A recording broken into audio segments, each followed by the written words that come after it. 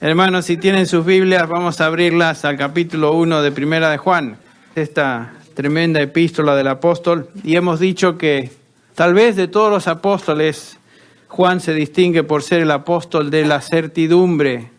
Juan nos habla a través de esta epístola, en sus 3 epístolas, realmente en términos absolutos. Su tono es dogmático, sus afirmaciones son claras y no hay posibilidad de malentenderle.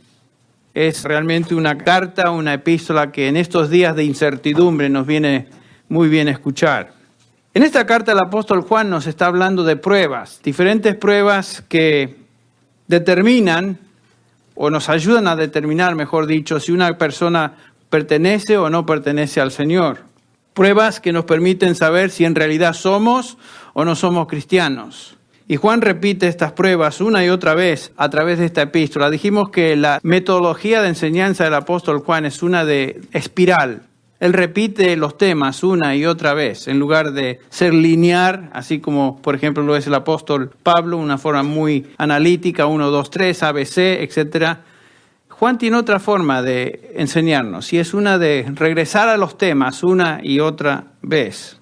Entonces Juan nos repite estas pruebas a través de esta epístola, y la primera de estas pruebas la encontramos en estos primeros 4 versículos del capítulo 1, y le llamamos la prueba doctrinal. En esencia, Juan nos está diciendo en estos primeros 4 versículos que ya hemos estudiado, estamos repasando nada más, que nadie puede poseer vida eterna y pertenecer a Dios sin un entendimiento correcto de la persona y la obra del Señor Jesucristo. Es obvio. Jesucristo, nos dice Juan, es el verbo de la vida, es así como Él lo describe. Dios hecho carne, quien vino a este mundo para dar vida eterna, la vida que estaba con el Padre, nos dice Juan, y fue manifestada en Cristo. Entonces Juan nos dice que esta es la primera y la gran verdad, la verdad de la encarnación, el verbo hecho carne, que habitó entre nosotros y que también es el tema, por supuesto, de su de su evangelio. El capítulo 1 de Juan, el evangelio según San Juan, nos habla también de la encarnación del Señor Jesús. Nos dice que el verbo se hizo carne y habitó entre nosotros. Ustedes recuerdan particularmente el versículo 14. Entonces, para que un individuo se llame cristiano, primero tiene que pasar esta prueba doctrinal. Afirmar que Cristo es Dios y que fue manifestado en carne. La negación de esta verdad, obviamente, coloca a la persona en una posición de ser un anticristo, una persona opuesta a Cristo. Capítulo 4. Entonces Jesucristo vino a este mundo a morir por los pecadores y resucitar a favor de ellos. Y es solo por medio de Jesucristo que podemos tener, según el apóstol, comunión con el Padre. Ahora, hay otra segunda prueba, que es la que estamos estudiando. La segunda prueba por la que podemos determinar la condición espiritual de una persona es a través de su concepto del pecado.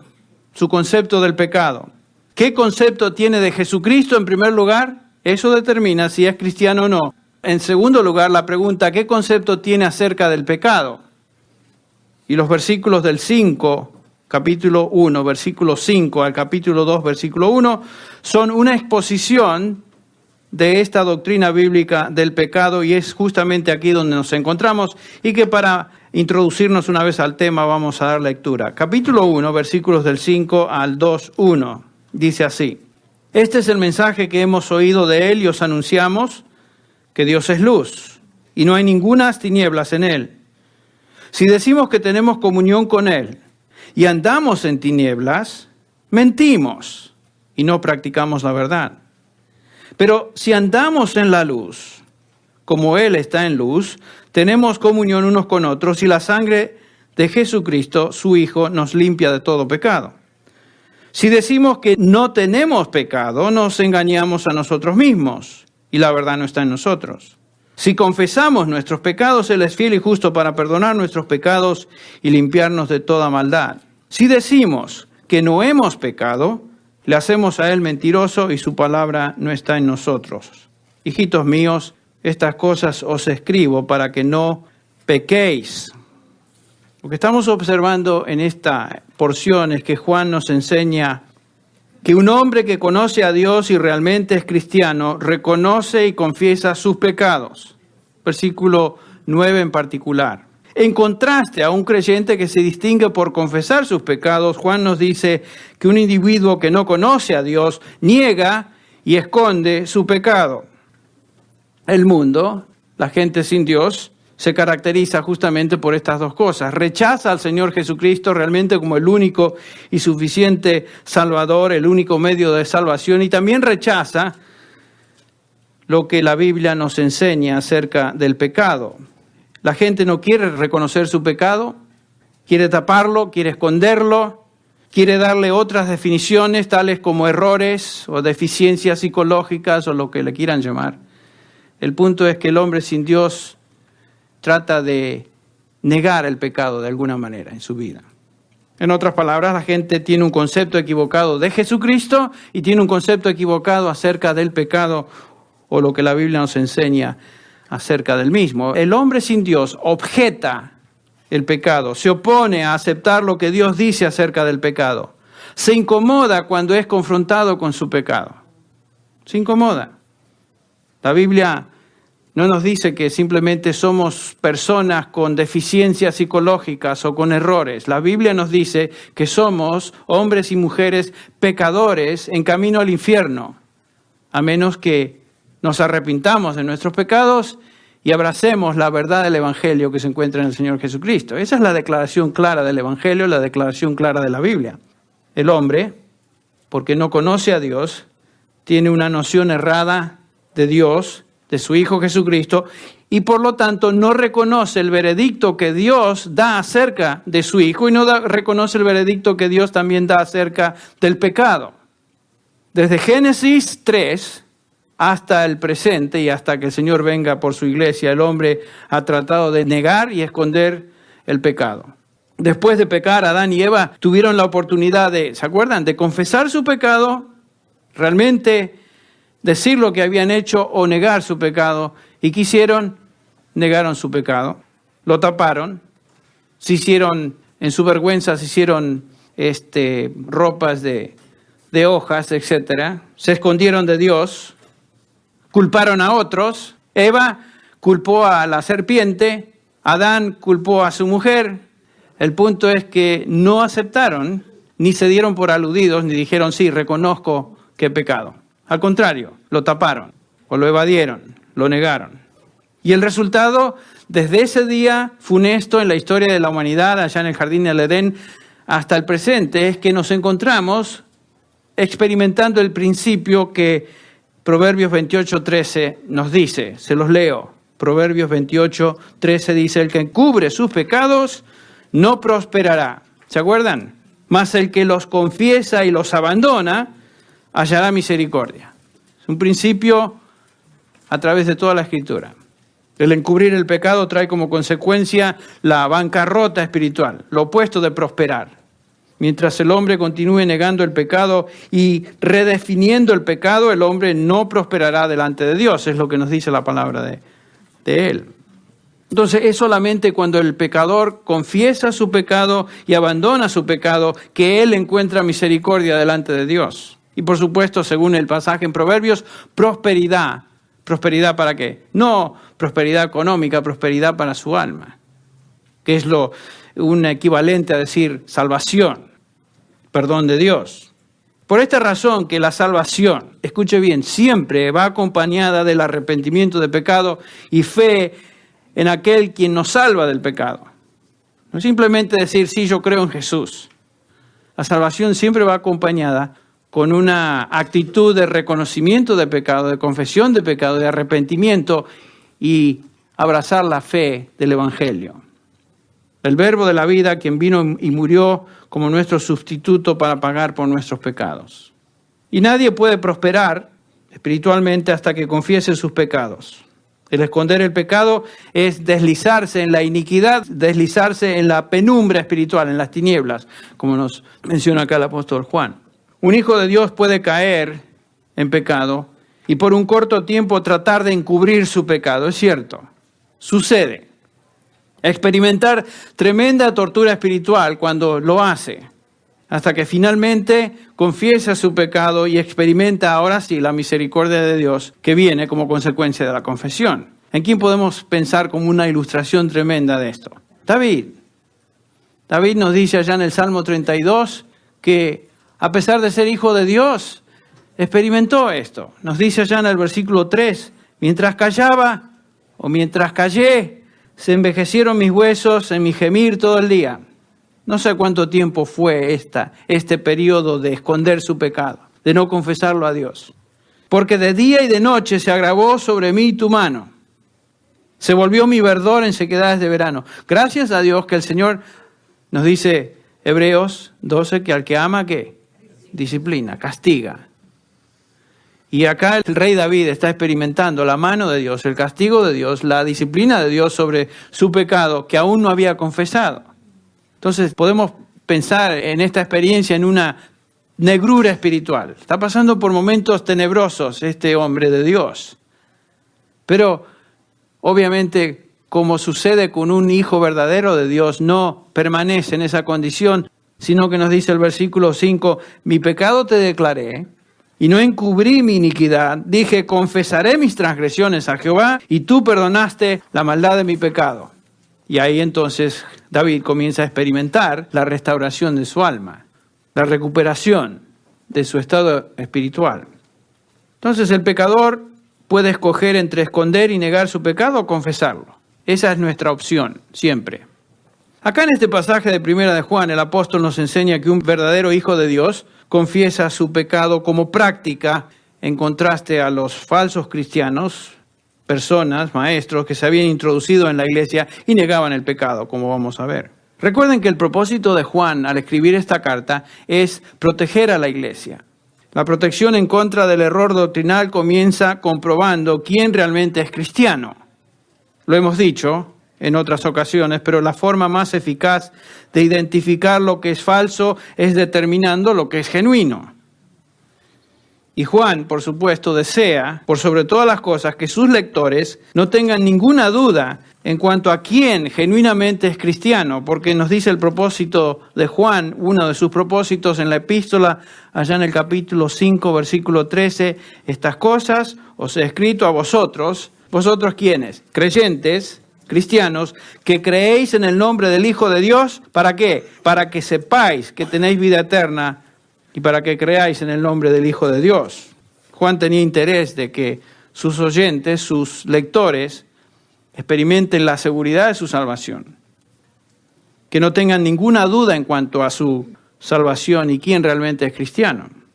Ahora, en esta sección sobre el pecado que estamos estudiando, es interesante que Juan comienza la misma con el versículo 5, lo estudiamos la última vez, donde nos dice que Dios es luz y no hay tiniebla alguna en él. Entonces, para entender lo que realmente es pecado, tenemos primero que entender quién es Dios y lo que Él piensa acerca de Dios, acerca del pecado. Dios no es un concepto teológico en la Escritura.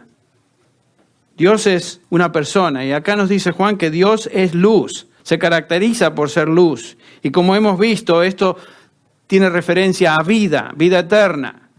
En Él no puede haber oscuridad, lo cual significa que Dios se distingue por absoluta verdad y por absoluta santidad. Él es luz, luz. Porque esto es cierto, vimos que aquellos que pertenecen a Dios tienen vida eterna y sus vidas se caracterizan también por un compromiso con estas dos cosas, dijimos la última vez. Compromiso con la verdad de Dios y un compromiso con la santidad de Dios. Si somos hijos de Dios, amamos la verdad de Dios y amamos la santidad, aunque luchemos en nuestra vida con eso. Ahora, hay muchos que profesan conocer a Dios. Profesaban en esa época, profesan hoy, pero son falsos porque sus vidas revelan que no están comprometidos ni con la verdad de Dios revelada en su palabra, ni tampoco manifiestan piedad en su vida personal. Entonces, no creen la verdad y son personas impías en su práctica, en su conducta. Y de esto nos va a hablar Juan en los versículos 6, 8 y 10. Por medio de 3 errores fatales que estos falsos cristianos sostenían o pronunciaban, decían, conceptos falsos que ellos tenían acerca del pecado. Decían tener comunión con Dios, decían andar en la luz, pero demostraban lo opuesto con sus vidas. Estos no son los que dicen, o mejor dicho, estos son los que dicen, pero no hacen, de los cuales nos habló el Señor Jesús allá hablando de los fariseos en el capítulo 23 de Mateo. Noten que estos falsos cristianos no conocían la verdad. No estaban comprometidos con la verdad. La verdad no era parte de su conciencia o práctica. Estaban desposeídos de la verdad. Fíjense cómo Juan los presenta. El versículo 6. Noten lo que dice Juan acerca de estos. Versículo 6, versículo 8 y versículo 10. Está hablando de los falsos. Si decimos que tenemos comunión con Él, pero andamos en tinieblas, escuche bien, mentimos y no practicamos la verdad. Ahí está. Opuestos a la verdad. Versículo 8. Si decimos que no tenemos pecado, nos engañamos a nosotros mismos y la verdad, otra vez la verdad, no está en nosotros. Noten que Juan hace hincapié en la verdad. Y el versículo 10. Si decimos que no hemos pecado, le hacemos a Él mentiroso y su palabra no está en nosotros. Estos individuos no tenían el Espíritu de Dios en sus vidas, estaban siendo guiados por falsos espíritus. Es interesante, estaba leyendo esta mañana un comentarista, y decía que realmente el Hijo de Dios es guiado por el Espíritu de Dios, o somos, como seres humanos, tentados a ser guiados por otros espíritus. Cuidado. Por eso Juan nos dice acá en el capítulo 4 de Primera de Juan, el versículo 1, capítulo 4, 1, amados, no creáis a todo espíritu, ¿ven? Sino probad los espíritus si son de Dios. Porque muchos falsos profetas han salido al mundo. En otras palabras, falsos maestros, profetas que están siendo guiados por falsos espíritus. Falsos espíritus. Todo falso maestro está guiado por falsos espíritus y niega, por supuesto, la verdad del Evangelio. El versículo 2 del capítulo 4 dice, en esto conocéis el Espíritu de Dios. Todo espíritu que confiesa que Jesucristo ha venido en carne es de Dios. ¿Ven? Y todo espíritu que no confiesa a Jesús no es de Dios. Y este es el espíritu del anticristo. ¿Ven? Entonces dice Juan, cuidado con los espíritus.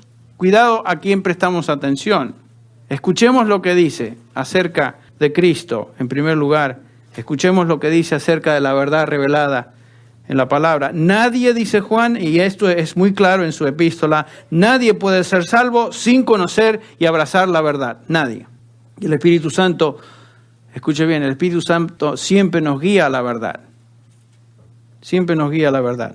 La verdad sobre Cristo y la verdad sobre el pecado.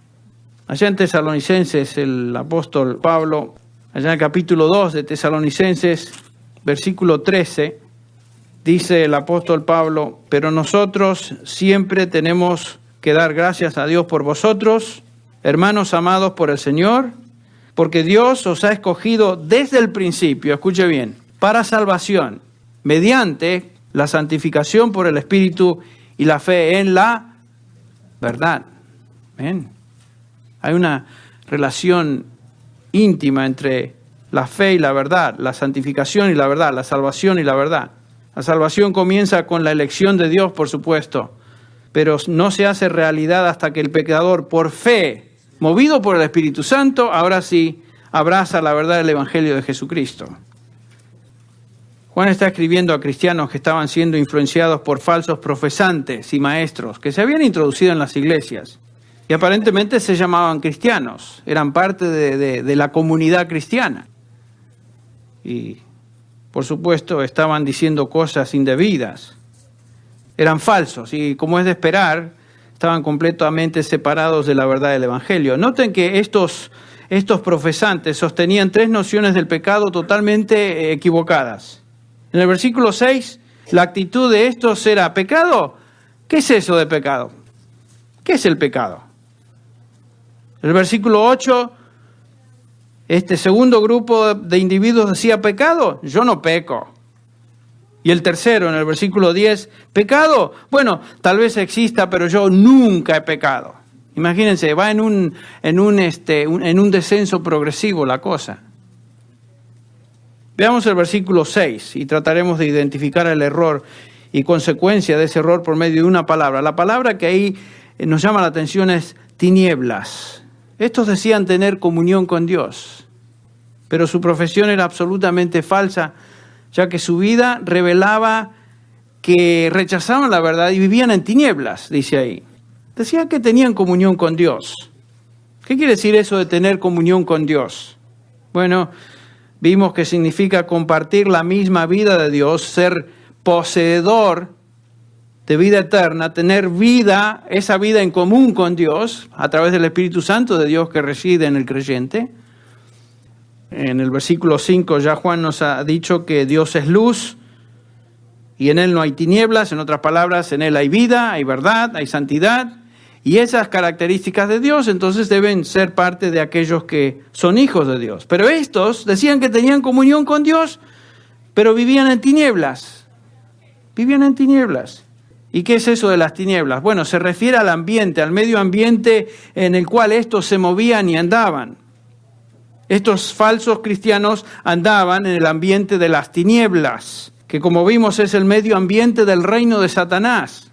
¿Se acuerdan que el apóstol Pablo nos dice en Colosenses que gracias a Dios, nos dice el versículo 12, dando gracias al Padre que nos ha capacitado para compartir la herencia de los santos en luz? Capítulo 1 de Colosenses, versículo 12. Y noten el versículo 13, porque Él, el Padre, nos libró del dominio de las tinieblas y nos trasladó al reino de su amado Hijo. Noten, nos libró de las tinieblas y nos trasladó a la luz, al reino de su amado Hijo, que se caracteriza por vida, verdad y santidad práctica. Pero vivíamos en las tinieblas y fuimos trasladados a otro reino. Ya no pertenecemos a ese reino. El Señor Jesús describe la condición de una persona en tinieblas en Mateo 6, cuando nos dice allá en el versículo 22, la lámpara del cuerpo es el ojo. Así que si tu ojo es bueno, todo tu cuerpo estará lleno de luz. Pero si tu ojo es maligno, todo tu cuerpo estará en tinieblas.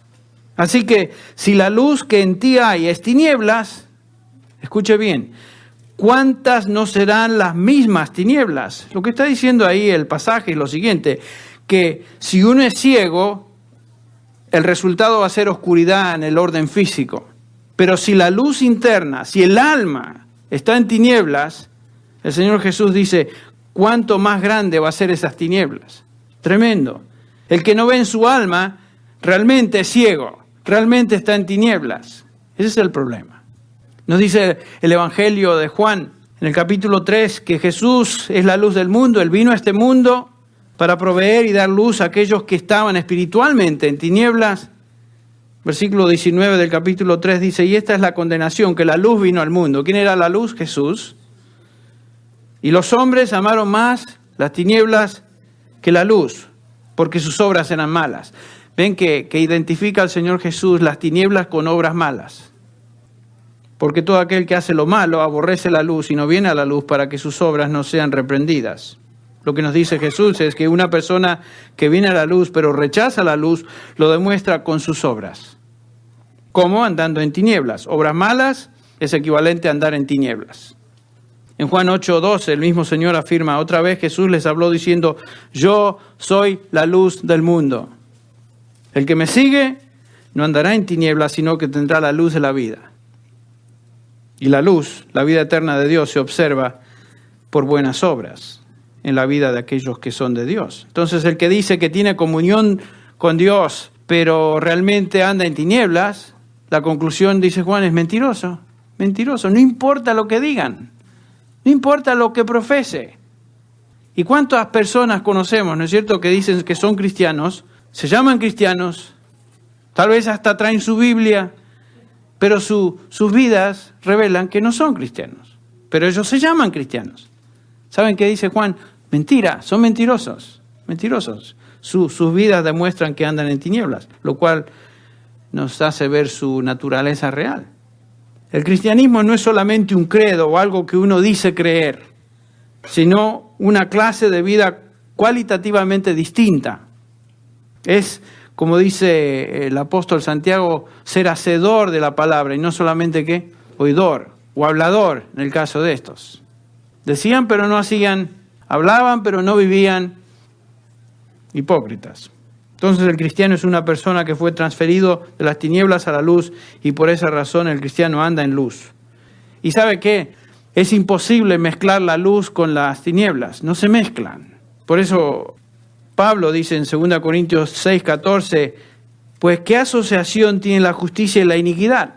Respuesta, ninguna. ¿O qué comunión la luz con las tinieblas? Respuesta, ninguna. No hay comunión, no se mezclan. Ustedes entraron en algún lugar oscuro, y prenden un fosforito, por más leve que sea esa luz, inmediatamente, donde está la influencia de esa pequeña luz, las tinieblas no entran. No hay compatibilidad. Alguien preguntará, ¿pero qué sucede entonces cuando peco como cristiano? ¿Regreso entonces al reino de las tinieblas? Puede surgir la pregunta. No, por supuesto que no. Un cristiano no puede regresar al reino, al medio ambiente de las tinieblas de donde salió. Ese ya no es su medio. Él ha sido transferido para siempre al reino de Jesucristo. El cristiano pertenece a Dios, quien es luz y en quien no hay tinieblas. Entonces, ¿qué pasa cuando un cristiano peca? Bueno, cuando un cristiano peca, cuando nosotros pecamos, lo hacemos en plena luz. ¿Saben? Nuestra naturaleza como hijos de Dios no cambia en el momento que uno peca. Y la luz que reside en nosotros, la vida de Dios que reside en nosotros a través del Espíritu Santo, alumbra nuestro pecado. Por eso es que confesamos. ¿Ven? O sea, aun cuando pecamos, como creyentes, pecamos en la luz. Y la luz del Espíritu alumbra nuestro pecado y confesamos. En el capítulo 2, este capítulo que leímos, el versículo 1, dice, hijitos míos, os escribo estas cosas para que no pequéis. Y si alguno peca, ¿qué sucede? Abogado tenemos para con el Padre a Jesucristo el justo. Noten que dice Juan, si alguno peca, se refiere Juan a un punto, a un momento. Si alguno comete pecado, en un momento, esa es la idea. Tenemos tiempo presente, abogado para con el Padre. En otras palabras, Juan está haciendo énfasis en el hecho de un punto, no una línea continua, un patrón de vida. ¿Me explico? Jamás diría Juan que un creyente no peca. Por supuesto que un creyente peca. Pero el pecado en la vida de un hijo de Dios no es una línea continua, no es un patrón de vida, no es un hábito, sino que son puntos, accidentes en su experiencia como hijo de Dios. Por eso el capítulo 3 de esta epístola, el versículo 9, nos dice que ninguno que es nacido de Dios que practica el pecado. Tiempo presente, ¿ven? En el capítulo 2, versículo 1 dice, si alguno peca, comete pecado, tiempo, un punto en la historia, un momentito. Es distinto a decir, si alguno vive en pecado.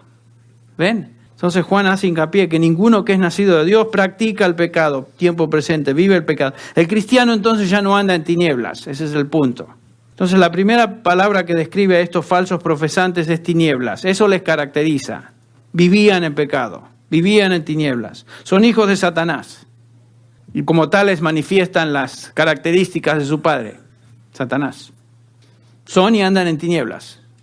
Ahora en el versículo 8 notamos otra palabra que caracteriza a estos profesantes. Noten que son 3 versículos donde el apóstol Juan comienza diciendo, si decimos. Es una forma de identificarse con lo que ellos decían. No quiere decir que Juan estaba identificado con la vida de estos falsos, pero dice el versículo 8, si decimos que no tenemos pecado, nos engañamos a nosotros mismos y la verdad no está en nosotros. La palabra singular ahí es engaño. Engaño. Esta es una declaración. En un sentido es peor al versículo 6, porque estos del versículo 8 niegan que el pecado les afecta personalmente. El pecado, dicen ellos, ya no es parte de mi vida. Y hay gente que dice eso hoy. Yo he conocido a personas que dicen que ya no pecan, que tal vez en el pasado pecaban, pero ya no pecan. Y dice Juan, tal persona se engaña. Noten la palabra pecado es singular. Aquí no nos está hablando de pecados, Juan, sino de pecado, el principio de pecado.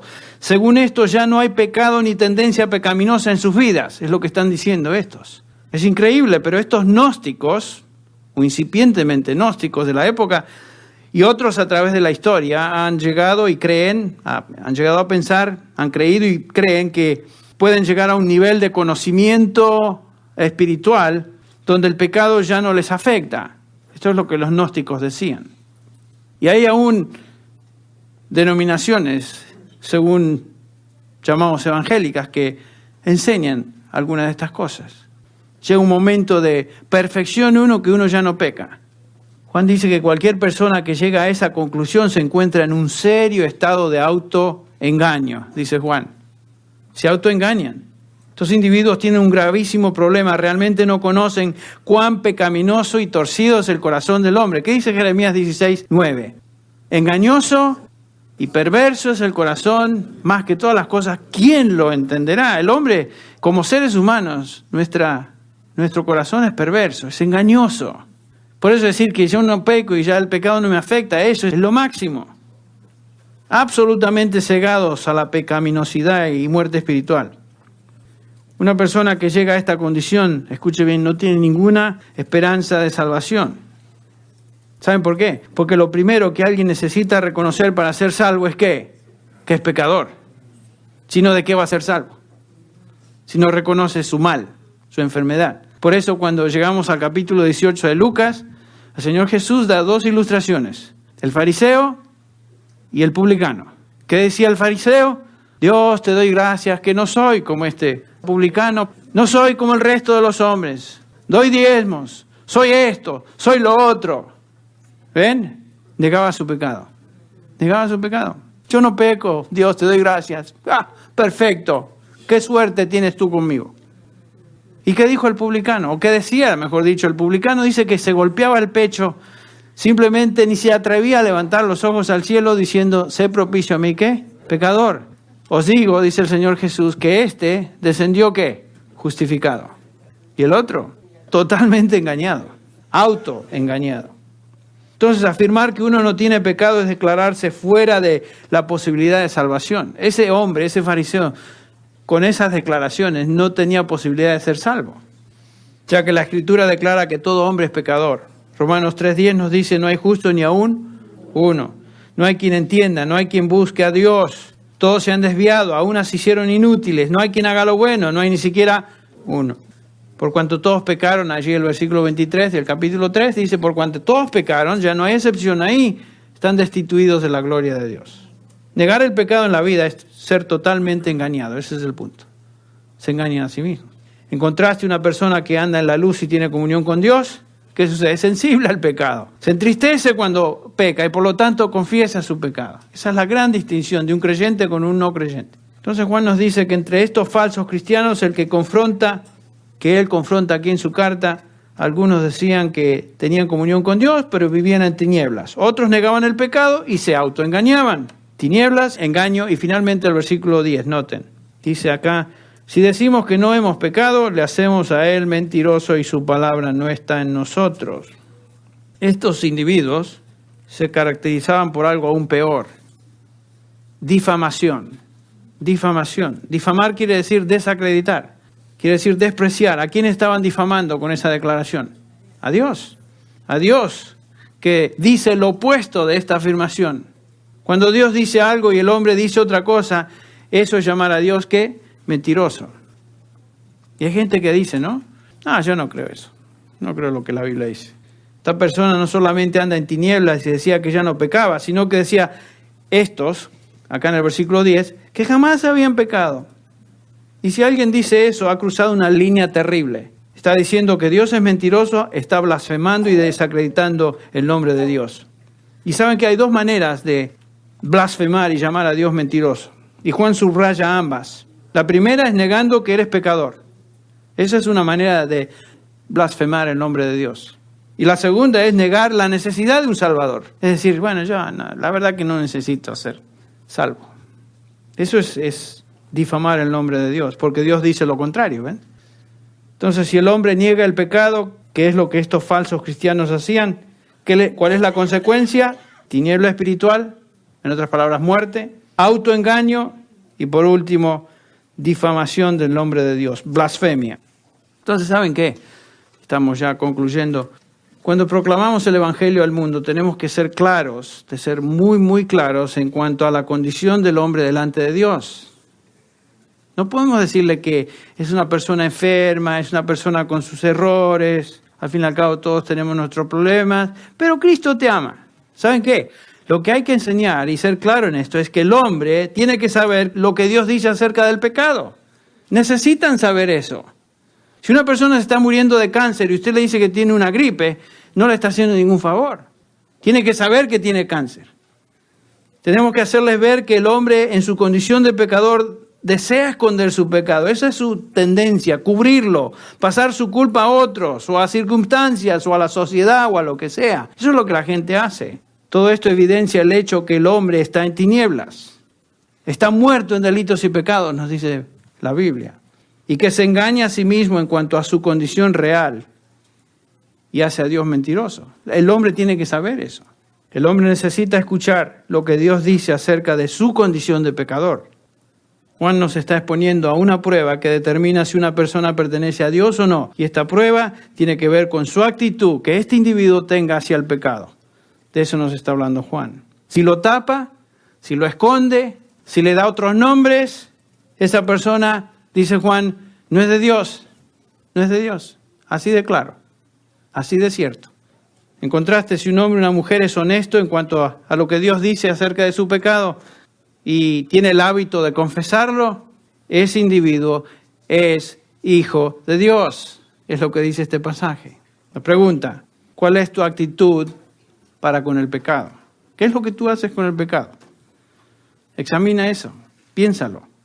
La próxima vez vamos a estar estudiando juntos el significado de la confesión de pecados. ¿Qué es esto de confesar los pecados? ¿Qué significa que si confesamos Dios perdona? Vamos a orar.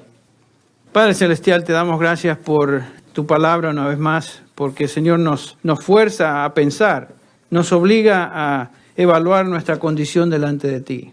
Sin duda, Señor, aquellos que somos tus hijos, reconocemos que a menudo pecamos. Nos duele mucho, Señor. Nos entristece cuando cedemos ante el pecado, cualquiera sea su manifestación. Te agradecemos, Padre, por lo tremendo, la tremenda bendición de saber que acá el mismo apóstol Juan nos dice, os escribo a vosotros, hijitos, porque vuestros pecados han sido perdonados por su nombre. Te damos gracias, Señor, porque el Señor Jesucristo pagó por todos nuestros pecados. Y aun cuando caemos, podemos venir a ti y decir, Señor, perdónanos, límpianos, sabiendo, estando seguros que nuestra confesión garantiza que somos limpios. La sangre de Jesucristo nos limpia de todo pecado y tú nos perdonas. Gracias, Padre, por esta tremenda bendición de estar en la luz, de pertenecer a la luz, de saber que aun cuando pecamos, estamos pecando en la luz. Es triste, pero lo hacemos. Pero te agradecemos, Padre, porque eso revela que somos tus hijos. Sin embargo, hay personas, Señor, alrededor nuestro, la mayoría de la gente, que no tiene ni noción de lo que es el pecado. No creen en Jesucristo, no lo aceptan, tapan su pecado, lo esconden. Padre, pedimos, Señor, si hay en medio nuestro o en el alcance de esta enseñanza de tu palabra, personas que están en esa condición, que están tratando de tapar su pecado, que aún no te conocen, que tú, a través de tu Espíritu, toques sus mentes, sus corazones, le abras el entendimiento y concedas arrepentimiento y salvación. Te damos gracias, Padre, por tu palabra, la cual es penetrante y cortante.